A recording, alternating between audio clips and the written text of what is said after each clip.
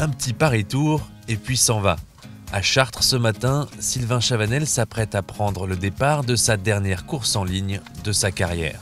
C'est quelque chose qui a été mûrement réfléchi depuis longue date maintenant. Voilà, donc une émotion particulière, mais sans plus, parce que c'est un choix qui a été décidé quand même en famille. Et voilà, je suis vraiment heureux d'en terminer aujourd'hui sur les courses en ligne professionnelles. Donc voilà. Et voilà, le top du top, ça serait de bien finir, mais c'est Paris-Tour, il y a des chemins, ça va être très dur, en espérant la réussite. Voilà, on va essayer. Paris-Tour est souvent synonyme de fin de saison pour les coureurs. Ces dernières années, la course dispute le titre de classique des feuilles mortes avec le Tour de Lombardie. Les jaunes et noirs ne sont pas de cet avis. Ouais, c'est Paris-Tour, ça a toujours été comme ça. Il y a le final avec les feuilles sur le bord des routes dans la forêt. Pour moi, c'est Paris-Tour. Tous les ans, c'est un petit peu l'époque où c'est humide, où les feuilles tombent. Et puis voilà, ça annonce un beau spectacle, surtout avec des chemins qu'ils ont rajoutés en plus. Donc ça va être une sacrée course, je pense.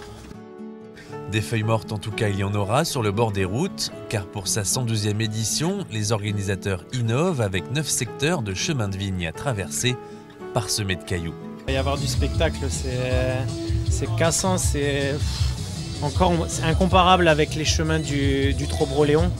C'est vraiment des chemins avec énormément de silex et du gros silex. Il n'y a pas une trajectoire idéale en fait, c'est plus coup de poker. Il faudra vraiment être vigilant à l'endroit où on met les roues et pas avoir la tête dans le guidon. Il va y avoir une grosse part de chance. De quoi donner du fil à retordre aux mécaniciens. Ouais, c'est vrai, on a fait la reco, c'était vendredi. On a eu pas mal de crevaisons et du coup on a fait un dispositif vraiment spécial. Il y a beaucoup de monde sur les chemins, beaucoup de paires de roues dans les voitures et s'ils crèvent, on aura du monde pour faire les dépannages. Au briefing, Chava est à l'honneur. Pour sa dernière, la motivation du groupe doit être sans faille. Je ne sais pas si tout le monde se rend bien compte du moment qu'on est en train de vivre tous ensemble, je ne sais pas, mais peut-être que dans quelques années, vous allez repenser à ce jour-là. Moi, ce que j'aimerais vraiment aujourd'hui, c'est qu'on fasse une course qui ressemble à la carrière de Chava. C'est-à-dire que la première séquence où ça va bordurer, on est placé, on a le couteau entre les dents et on se bat comme des chiens, toujours à la pointe de l'attaque.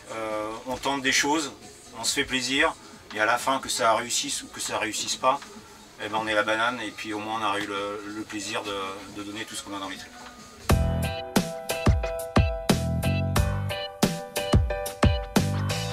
Sylvain Chavanel est à l'origine de l'échappée qui se forme dès le premier kilomètre. Le peloton maintient l'écart à quelques minutes puis accélère avant d'entrer dans les premiers chemins de vigne, une zone où est posté Jonathan Hiver. Il jouait la gagne hier en Vendée et se métamorphose en assistant aujourd'hui. On est multicarte en ce moment. J'habite pas loin, je devais voir les coureurs passer, donc je me suis rendu utile. J'ai pris 4 paires de roues et j'espère qu'elles vont servir le moins possible. Les chemins de vigne font le spectacle et changent la donne. L'échappée se fond dans le peloton. Avec Chavanel victime d'une crevaison, seul Adrien Petit peut encore jouer la gagne. Mais c'est finalement Søren Kragh Andersen qui s'impose seul en tête. Niki Terpstra est quant à lui deuxième. Sylvain rentre à son bus après les 214 derniers kilomètres de sa carrière, comme à son habitude, avec le sourire. Ah, ça y est, c'est fini. Voilà, j'ai passé la journée devant. Une fois repris, j'ai crevé sur un secteur. Et quand tu crèves sur ce genre de course, c'est fini. Après, j'ai voulu être à l'image ce que j'étais de ma carrière, c'est-à-dire baroudeur. Faire la journée devant, c'est ce que j'ai fait. Mais je suis déçu un peu de ma crevaison parce que tu espères toujours de t'accrocher. Mais bon, c'est comme ça.